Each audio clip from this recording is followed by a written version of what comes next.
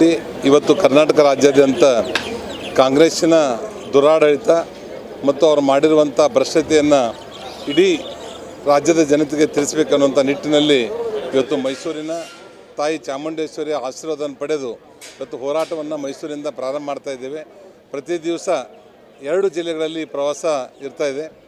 ಇದು ಬೆಲೆ ಏರಿಕೆ ಇರ್ಬೋದು ಅಥವಾ ಮೂಢ ಹಗರಣದ ಬಗ್ಗೆ ಇರ್ಬೋದು, ST/SC ಸಮಾಜದ ಹಣವನ್ನು ದುರುಪಯೋಗ ಮಾಡಿಕೊಂಡಿರುವಂಥದ್ದು ಇರ್ಬೋದು, ಇಂಥವು ಹಲವಾರು ಅವರ ನ್ಯೂನತೆಗಳನ್ನು ಇಡೀ ರಾಜ್ಯದ ಜನತೆಗೆ ತೋರಿಸೋದ್ರ ಸಲುವಾಗಿ ಇವತ್ತು ನಾವು ಈ ಹೋರಾಟವನ್ನು ಸನ್ಮಾನ್ಯ ರಾಜ್ಯಾಧ್ಯಕ್ಷರ ನೇತೃತ್ವ, ಅದರ ಜೊತೆಗೆ ಪ್ರತಿಪಕ್ಷದ 2 ಸದನದ ಸದಸ್ಯರು ಮತ್ತು ಕೇಂದ್ರ ಸಚಿವರು ಎಲ್ಲರನ್ನು ಒಳಗೊಂಡು ಒಟ್ಟಾರೆ ಇವತ್ತು ರಾಜ್ಯದ ಪ್ರವಾಸವನ್ನು ಮಾಡ್ತಾಯಿದ್ದೇವೆ. ನೋಡಿ, ವೀರಶೈವ ಲಿಂಗಾಯತ ಪಂಚಮಸಾಲಿ ನಮ್ಮ ರಾಜ್ಯದಲ್ಲಿ 80 ಲಕ್ಷ ಜನ ಇದ್ದಾರೆ. ನಾವು ಈಗಾಗಲೇ 3 ಪೀಠಗಳನ್ನು ಮಾಡಿದ್ದೇವೆ. ಒಂದು ಪೂಜ್ಯ ಶ್ರೀ ವಚನಾನಂದ ಸ್ವಾಮೀಜಿಗಳು ಹರಿಹರ ಪೀಠ, ಇನ್ನೊಂದು ಬಸವ ಮೃತ್ಯುಂಜಯ ಸ್ವಾಮೀಜಿಯವರು ಕೂಡಲ ಸಂಗಮ ಪೀಠ, ಇನ್ನೊಂದು ಬಬಲೇಶ್ವರ ಸ್ವಾಮೀಜಿಯವರ ನೇತೃತ್ವದಲ್ಲಿ ಜಮಖಂಡಿಯಲ್ಲಿ 3 ಪೀಠಗಳನ್ನು ಮಾಡಿದ್ದೀವಿ. ನಮ್ಮ ಇಚ್ಛೆ ಇಷ್ಟೇ, ಸಮಾಜದ ಭಾವನೆಗಳಂದರೆ ಸಮಾಜದ ಉನ್ನತೀಕರಣಕ್ಕೆ, ಕಟ್ಟಕಡೆ ಮನುಷ್ಯನಿಗೆ ಅವರಿಗೆ ಒಂದು ಅನುಕೂಲವಾಗುವಂಥ ನಿಟ್ಟಿನಲ್ಲಿ ಅವರಿಗೆ ಆಶೀರ್ವಾದವನ್ನು ಮಾಡಿ ಮಾರ್ಗದರ್ಶನ ಮಾಡುವಂಥದ್ರ ಕಡೆ ಪೀಠವನ್ನು ಹುಟ್ಟಾಕಿರುವಂಥದ್ದು. ಇತ್ತಿತ್ತಲಾಗಿ ಪೀಠಗಳ ಒಂದು ದಾರಿ ಬೇರೆ ದಿಕ್ಕಿನಲ್ಲಿ ಹೋಗ್ತಾ ಇರೋದ್ರಿಂದ ಕೆಲವೊಬ್ಬರು ಅಸಮಾಧಾನವನ್ನು ವ್ಯಕ್ತಪಡಿಸ್ತಾ ಇದ್ದಾರೆ. ಈ ರೀತಿ ಆಗಬಾರ್ದು ಅನ್ನುವಂಥದ್ದನ್ನು ಎಲ್ಲ ಹಿರಿಯರು ಸೇರಿ ಪೂಜ್ಯ ಶ್ರೀ ಸ್ವಾಮೀಜಿಯವರಿಗೆ ಒಂದು ತಿಳುವಳಿಕೆಯನ್ನು ಹೇಳುವಂಥ ಪ್ರಯತ್ನವನ್ನು ನಾವೆಲ್ಲರೂ ಸೇರಿ ಮಾಡ್ತಾಯಿದ್ದೀವಿ.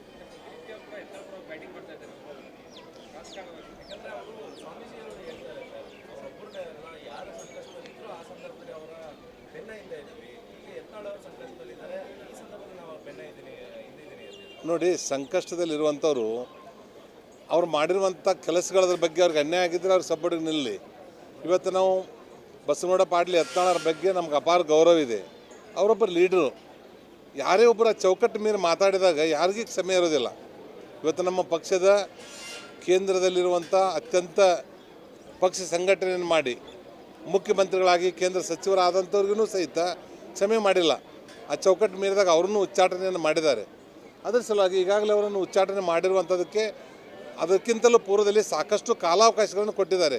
ಕೇಂದ್ರದ ನಾಯಕರು, ರಾಜ್ಯ ನಾಯಕರು ತಮ್ಮ ಹಾವಭಾವಗಳನ್ನು, ತಮ್ಮ ಪದ್ಧತಿಯನ್ನು, ತಮ್ಮ ನಡವಳಿಕೆಯನ್ನು ಬದಲಾವಣೆ ಮಾಡಿಕೊಳ್ಳಿ, ತಾವು ಮತ್ತೆ ಪಕ್ಷವನ್ನು ಒಪ್ಪುವಂಥದ್ರ ಕಡೆ ಹೋರಾಟವನ್ನು ಮಾಡಿ ಅನ್ನುವಂಥದ್ರ ಕಡೆ ಎಷ್ಟೇ ಹೇಳಿದರೂ ಸಹಿತ ಪಕ್ಷದ ನಾಯಕರ ಬಗ್ಗೆನೇ ಒಂದು ಅವಹೇಳನಕಾರಿಯಾಗಿ ಮಾತಾಡ್ತಾ ಇರುವಂಥದ್ದನ್ನು ಸಹಿಸಲಾರ್ದೇ ಅವ್ರಿಗೆ ಉಚ್ಚಾಟನೆಯನ್ನು ಮಾಡಿದ್ದಾರೆ. ನಾವಿನ್ನೂ ಬಸವನಗೌಡ ಪಾಟೀಲ್ ಯತ್ನಾಳ್ ಕೈ ಜೋಡಿಸಿ ವಿನಂತಿಯನ್ನು ಮಾಡ್ತೇನೆ, ಅವರಿಗೆ ಸಾಕಷ್ಟು ಬೇರೆ ದಾರಿಯಿಂದ ಅವರು ಹೋರಾಟವನ್ನು ಮಾಡಲಿ. ಹಿಂದೂಗಳ ಒಗ್ಗಟ್ಟನ್ನು ಮಾಡಿಸುವಂಥದ್ರ ಕಡೆ ಇರಲಿ, ಸಮಾಜವನ್ನು ಒಗ್ಗಟ್ಟುಗೊಳಿಸುವಂಥದ್ದಾಗಿರಲಿ, ಬೇರೆ ಸಮಾಜಗಳನ್ನು ಸಂಘಟನೆ ಮಾಡುವಂಥದ್ದಾಗಲಿ, ಅವರು ಬೇರೆ ಬೇರೆ ಉನ್ನತ ಸ್ಥಾನಗಳನ್ನು ಹೊಂದಿಲ್ಲ. ನಮಗೇನು ಅಸಮಾಧಾನ ಇಲ್ಲ, ಆದರೆ ಎಲ್ಲರನ್ನು ಬೈಕೊತ್ತು ಹೋಗುವಂಥದ್ರಲ್ಲಿ ಮಾಡಬಾರ್ದು. ಇವತ್ತು ನಾನು ಒಂದು ಭಾಳ ಮನಸ್ಸಿಗೆ ನೋವಾಗುವಂಥದ್ದಂದರೆ, ಇವತ್ತು ನಮ್ಮ ಕೂಡಲ ಸಂಗಮ ಪೀಠದ ಕಮಿಟಿ ಟ್ರಸ್ಟಿನ ಅಧ್ಯಕ್ಷರು ಪ್ರಬನ್ನ ಹುಣಸೆಕಟ್ಟಿ ಅನ್ನುವಂಥವ್ರು 80 ವಯಸ್ಸಿಗಿಂತ ಹೆಚ್ಚು ವಯಸ್ಸಾಗಿರುವಂಥವ್ರು. ಅವರು ಸಮಾಜದ ಆ ಟ್ರಸ್ಟಿನ ಅಧ್ಯಕ್ಷರಾಗಿದ್ದಾರೆ. ಅಂಥವ್ರಿಗೆ ಸಹಿತ ಸಿಂಗ್ಲರಿಂದ ಮಾತಾಡುವಂಥದ್ದು, ತಂದೆ ವಯಸ್ಸಿಗಿಂತಲೂ ದೊಡ್ಡ ವಯಸ್ಸಿನವರು ಇದ್ದಾರೆ. ಅವ್ರು ಮಾತಾಡುವಂಥ ತಪ್ಪು ಅಂತೇಳಿ ನಮ್ಗೆ ಅನ್ನಿಸ್ತಾ ಇದೆ. ವಚನಾನಂದ ಸ್ವಾಮೀಜಿಯವರು ಹಗಲು ರಾತ್ರಿ ಸಮಾಜ ಸಂಘಟನೆ ಸಲುವಾಗಿ ಒಂದು ಹೋರಾಟವನ್ನು ಮಾಡ್ತಿರುವಂಥವ್ರು, ಒಂದು ಮಾರ್ಗದರ್ಶನವನ್ನು ಮಾಡ್ತಿರುವಂಥವ್ರು, ಅವ್ರಿಗೆ ಮಾತಾಡ್ತಾ ಇರುವಂಥದ್ದು. ಇವತ್ತಲ್ಲಿ ಮಾತಾಡಿದ್ದೀನಲ್ಲ, ಇದು ನೆಕ್ಸ್ಟ್ ನನಗೂ ಮಾತಾಡ್ತಾರೆ, ಅದು ಗೊತ್ತಿದ್ರೂ ನಾನು ಮಾತಾಡ್ತಾ ಇದ್ದೇನೆ. ದಯವಿಟ್ಟು ಅವೇನು ಶಬ್ದಗಳದಾವ ಅನ್ನುವಂಥದ್ದನ್ನು ಬಳಸಲಾರ್ದೇ ತಾವು ತಮ್ಮ ನಡವಳಿಕೆಯಲ್ಲಿ ಬದಲಾವಣೆ ಮಾಡಿ ತಾವು ಉನ್ನತ ಸ್ಥಾನ ಮುಟ್ರಿ. ಅದಕ್ಕೆ ನಮ್ದು ಯಾರ್ದೂ ಇಲ್ಲ.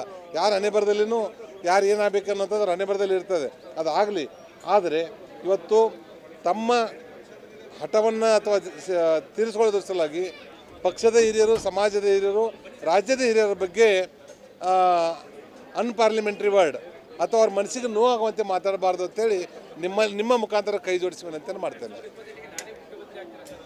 ಆಗಲಿ, ಯಾರ ಹಣೆಬರದಲ್ಲಿ ಏನು ಬರ್ತಿದೆ ಗೊತ್ತಿಲ್ಲ.